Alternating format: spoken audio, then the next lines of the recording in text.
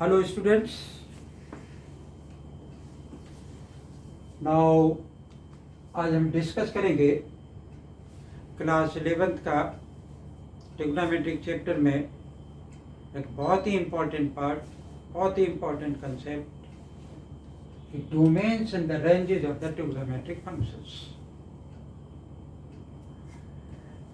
ये डिस्कस करने से पहले अगर आपने मेरा चैनल नहीं सब्सक्राइब कर रखा है तो उसको सब्सक्राइब कर लें, और इससे पहले कि अगर वीडियो देखना चाहते हैं आप तो मेरी प्लेलिस्ट में जाएं और वहाँ आपको इससे पहले की जो भी वीडियोस मैंने बनाई हैं वो आपको वहाँ पर मिलेंगी। बेटा, पढ़ना बहुत ज़रूरी है, चाहे लॉकडाउन चले, चाहे एग्ज़ाम पोस्टपोन हो जाए, कुछ समय बाद सब नॉर्मल हो जाएगा, तब आपको इसकी ज़रूरत पड़ेगी। तो आप पढ़ना ज़रूर कंटिन्यू रखें, और मुझे उम्मीद है कि आप पढ़ भी रहे होंगे। तो हमारी वीडियो अगर आपको किसी तरीके से हेल्पफुल लगे तो आप लाइक ज़रूर करें, शेयर करें। तो अब हम आते हैं अपने टॉपिक पर कि trigonometric functions, graph, domains and ranges. तो हमने सबसे पहले लिखा कि पहले ग्राफ बनाएंगे और ग्राफ से बताएंगे आपको डोमेन और रेंज। तो हमने सबसे पहले लिखा कि एक फंक्शन लिख दिया कि f(x) = sin x। इसका ग्राफ कैसे बनेगा? देखो बेटा, ग्राफ बनाने के लिए मुझे पता है कि x की वैल्यू पता होनी चाहिए, तभी y की वैल्यू हमें मिलेगी। तो sin x का अगर हम क्या करते हैं कि टेबल अगर बनाते हैं तो sin x की टेबल में क्या होता है कि ये हमने लिखा कि ये तो x आ गया और ये fx आ गया। fx क्या होता है? y यानी y एक्सिस पर fx होता है। ठीक है। अब यहाँ पर हमारा क्या हुआ कि जैसे 0 डिग्री था, ठीक है, 0 डिग्री के बाद कितना था कि 30 डिग्री था। 30 डिग्री किसके इक्वल हो गया कि π/6 के इक्वल हो गया। ठीक, π/4 हो गया 45 डिग्री, π/3 आ गया 60 डिग्री, π/2 आ गया। ठीक है, फिर हमने पाई मान लिया, 3π/2 हो सकता है और 2π तक जाएगा, 2π। ठीक है, ऐसे ही आगे माइनस में भी चला जाएगा। तो हम इसकी वैल्यूज क्या होती है हमें पता कि साइन 0 पे 0 होता है, 0 रखा तो 0 आएगा। साइन 30 की वैल्यू क्या होती है? 1/2। इसकी वैल्यू क्या होती है? 1/√2। इसकी वैल्यू क्या होती है? √3/2। इसकी वैल्यू 1 के इक्वल होती है। ठीक है, साइन पाई आ गया, पाई पर क्या वैल्यू होगी? 0 होगी। 3π/2 पर क्या होगी? -1 होगी। 2π पर क्या होगी वैल्यू इसकी? 0 यानी साइन का जो पीरियड है वो 2π के बराबर है, इसलिए मैं इसको 2π तक लेकर के आया। ठीक है, तो अब मैंने इसका ग्राफ प्लॉट करने की कोशिश की। यानी ये तो बन गया मेरा क्या कि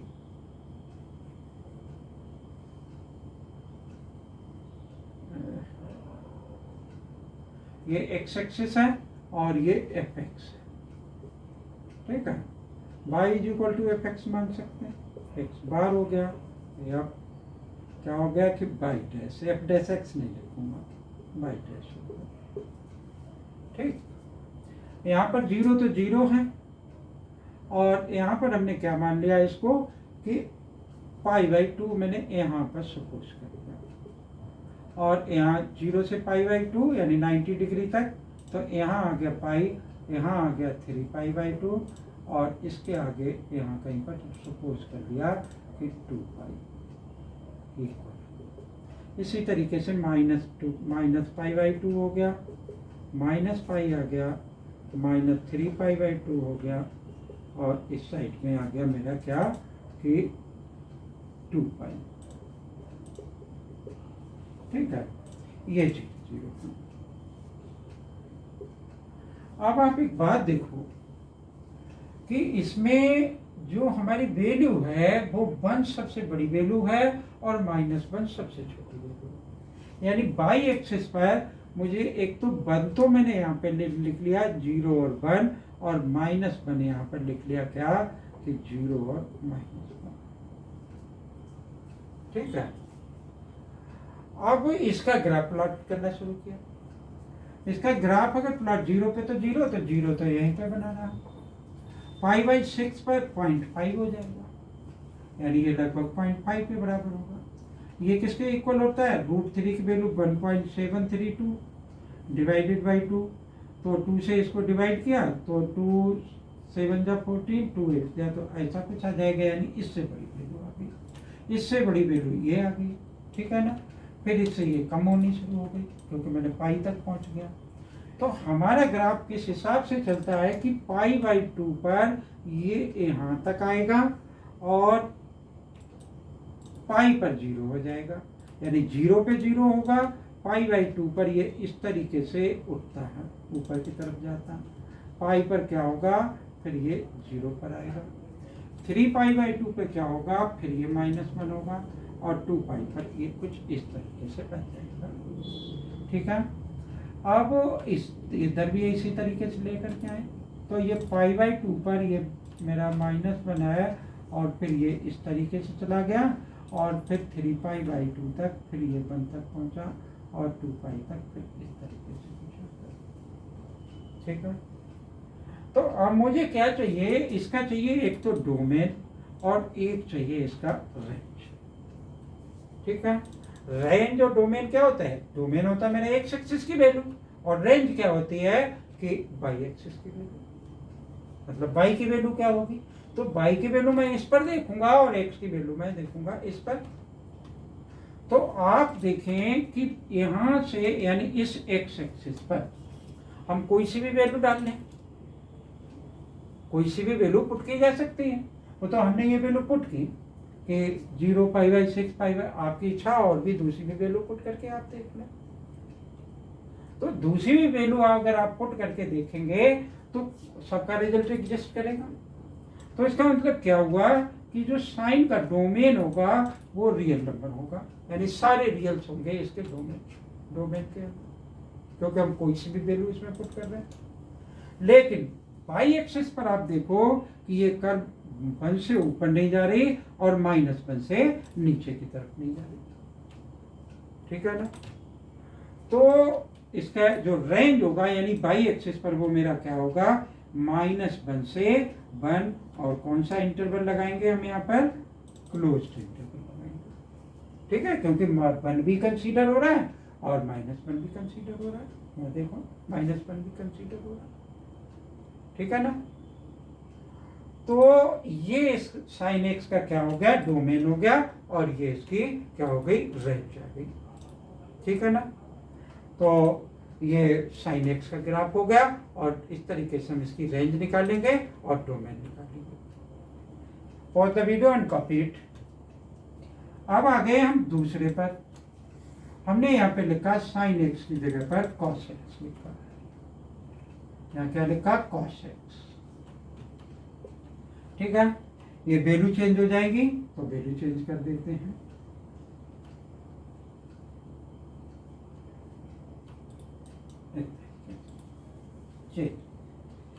ये ग्राफ अभी हटाते हैं। ठीक है।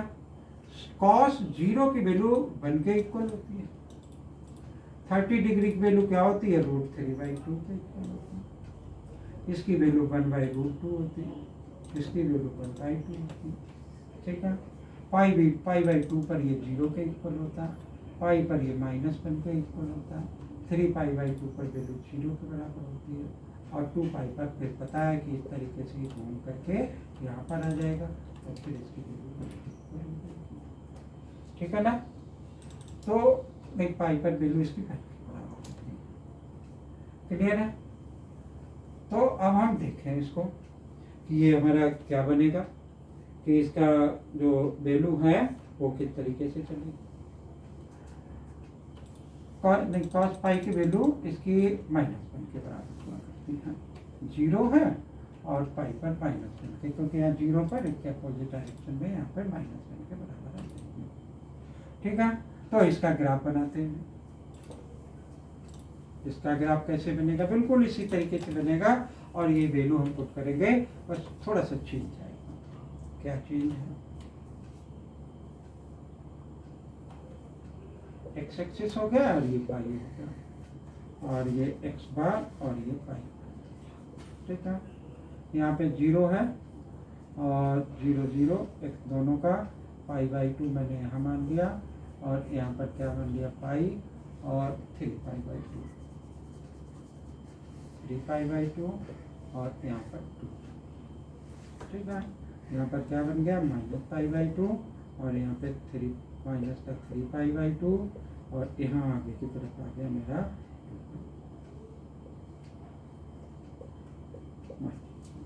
माइनस। ठीक है, तो अब हम इसकी वैल्यू पुट करना शुरू करते हैं। देखो 0 पर इसकी वैल्यू 1 है, तो यहाँ पर 0 1 यहाँ मैंने मान लिया, 0 और 1, और यहाँ मान लिया 0 और -। ठीक है, अब ये वैल्यू मैं पुट कर सकता हूँ आसानी से। 0 पे 1 तो यहाँ पर आया, π/2 पर ये क्या है, 0 है। तो लेकिन यहाँ पर देखो वैल्यू धीरे धीरे कम होती चली जा रही और 0 तक पहुँचती है। तो इसकी वैल्यू क्या हो गई कि यहाँ पे इस तरीके से ये आया और पाई तक कम होता चला गया, ये -1 तक पहुँच गया इसके, और 3π/2 पर फिर ये वापस यहाँ आया 0 पर, और 2π पर फिर इस तरीके से ये पहुँच गया। ठीक है ना भाई, 2π पर 1 के बराबर हो गया, तो ये इस लेवल तक ऐसे आएगा। ठीक है, इसी तरीके से ये यहाँ पर मूव करके यहाँ -1 हो जाएगा। ठीक है, और ये क्या बन जाएगा मेरा, यहाँ पर आ जाएगा इस तरीके से। तो ये ग्राफ बना मेरा किसका, कॉस का बना जा करके। ठीक है ना, तो कॉस का ग्राफ। अब देखो कि मुझे चाहिए इसका डोमेन और रेंज, डोमेन और रेंज। अब इसके डोमेन में भी यहाँ पे 1 और -1 के बीच में कोई सी भी वैल्यू ले लो, हम कोई सी भी एंगल पुट कर सकते हैं इसमें, कोई सा भी एंगल, लेकिन उसकी वैल्यू हमेशा किसके बीच में लाई करेगी, 1 और -1 के बीच में लाई करेगी। तो इसका मतलब इसका भी डोमेन क्या हो जाएगा, रियल हो जाएगा, और रेंज इसका कितनी हो जाएगी, -1 से 1 तक क्लोज्ड इंटरवल में आ जाएगा।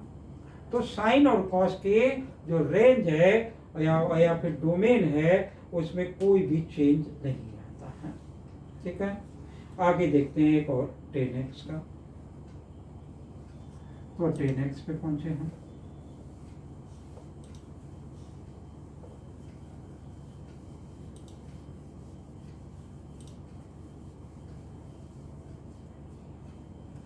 हमने लिखा कि fx = y = 10x। ठीक है, तो इसकी भी टेबल बना ली।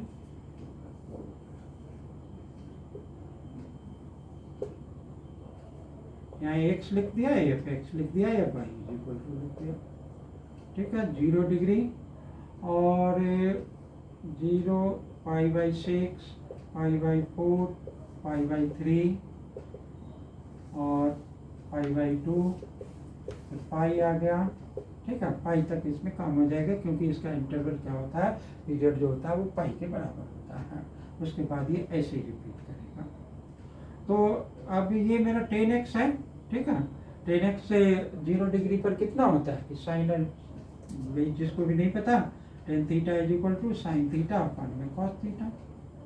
ठीक है, sin θ की वैल्यू 0 / 1, तो 0 हो गया, तो 0 हो गया। ये 1/6 फिर π/, इसके अकॉर्डिंग निकाल लें, या 11 पे हो आप, तो आपको ये बात पता होनी चाहिए कि इसकी वैल्यू ये, इसकी वैल्यू ये √3। और इस पर क्या होता है, देखो बेटा कि sin θ / cos θ, sin 90 की वैल्यू कितनी होती है, 1 के बराबर होती है, और cos 90 की वैल्यू क्या होती है, 0। तो ये किसके बराबर होती है, नॉट डिफाइंड होती है। ठीक है, अब नॉट डिफाइंड है यहाँ पे, ये 0 पे फिर क्या हो जाएगा मेरा, 0 के बराबर हो जाएगा। ठीक है, अब इसी तरीके से माइनस में चला जाएगा। तो इसका डोमेन और रेंज आपको अच्छे से जानना है। तो ये मैंने पहले बनाया ग्राफ, इसका ग्राफ भी देखो इसका किस तरीके से बनेगा। यहाँ मैंने लिख लिया 0 0 और यहाँ लिख लिया मैंने पाई/2 और यहाँ लिख लिया पाई। यहाँ आ गया मेरा -पाई/2 देन -पाई। ठीक है, अब देखो ये वैल्यू 0, इससे ये बड़ी आई, इससे ये बड़ी आ गई, इससे ये बड़ी आ गई, इससे ये बड़ी आ गई, लेकिन ये नॉट डिफाइंड पर क्या है कि ये डिफाइंड ही नहीं, जो फंक्शन में यहाँ पे इस वैल्यू पे डिफाइंड नहीं है, तो उसका मैं ग्राफ में वैल्यू कहाँ पर पुट करूंगा। तो मैंने देखो जब ये बढ़ता चला जा रहा है तो मैंने क्या किया कि यहाँ से 10 का जो है वो इस तरीके से बढ़ाना शुरू किया, इस तरीके से। और पाई/2 पर ये क्या है कि नॉट डिफाइंड है, तो मैंने इस तरीके से इसको अब ये बेटा इसके पैरेलल चलती रहेगी हमेशा, मतलब ये इसके कभी भी मिलेगी नहीं जा करके, चाहे जहां तक आप खींच ले जाए इसे, कभी भी नहीं मिलेगी। और इस साइड भी अगर लेकर के आए हम इसको, तो ये क्या बनेगा कि ये इस तरीके से आ जाएगा, यानी इसको मैंने इस तरीके से बनाया, लेकिन ये इसमें मीट नहीं करेगा, कभी भी मिलेगा नहीं इसमें।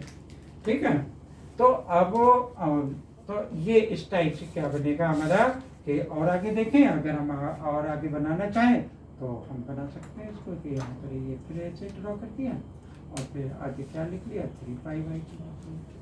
ठीक है, फिर यहाँ से ऐसे ड्रॉ कर दिया, तो फिर ये इस तरीके से आ जाएगा, इस तरीके से, इसी तरीके से इस साइड भी चल करेगा। ठीक है ना। अब इसका डोमेन और रेंज, डोमेन और रेंज, ठीक है, क्या होगा इसका डोमेन और क्या होगा इसका रेंज। तो देखो ये एक्स एक्सिस है हमारी और ये वाई एक्सिस है। रेंज में तो ये वाई एक्सिस पे इसकी वैल्यू ऊपर की तरफ चलती चली जा रही है, तो इसकी रेंज क्या हो जाएगी, सारी रियल वैल्यू होगी। लेकिन जो tan थीटा बराबर है वो मेरा किसके इक्वल है कि sin थीटा अपान में cos थीटा, cos थीटा। ठीक है, अब थीटा जो है cos थीटा हमेशा डिफाइंड होना चाहिए, cos थीटा डिफाइंड होना चाहिए, लेकिन cos थीटा अगर किसकी कहाँ पर डिफाइंड नहीं होगा, 2n और +1 या n हटा देते हैं 2π + 1 और π/2 पर, इस पर ये डिफाइंड नहीं होगा cos थीटा, तो cos थीटा बराबर 0 हो जाता है। ठीक है ना, यानी यहाँ पर ये वैल्यू इसके बराबर रखेंगे तो 0 के बराबर हो जाएगी, फंक्शन हमारा क्या होगा कि वहाँ पर डिफाइंड नहीं होगा। 2n लिख लेते हैं, 2n तो n लिख लिया, n की वैल्यू। ठीक है, तो इसका मतलब डोमेन इसका क्या होगा कि x बिलोंग करेगा किसको कि x जो है x की वैल्यू इसके बराबर नहीं होनी चाहिए, x जो होगा बिलोंग करेगा रियल नंबर को, लेकिन x किसके बराबर नहीं होना चाहिए, इसके बराबर नहीं होना चाहिए, 2n + 1 और π/2 के बराबर नहीं होना चाहिए। ठीक है, तो ये इसका क्या होगा डोमेन होगा। x is such that x भी लिख सकते हैं, x belongs to the R but x is not equal to 2n + 1 π/2 के इक्वल ना हो, मतलब बाकी सब कुछ होगा लेकिन ये नहीं होगा। ओके, तो ये था हमारा क्या कि साइन था, कॉस था और tan था, इसके आगे के 3 और फंक्शंस के ग्राफ।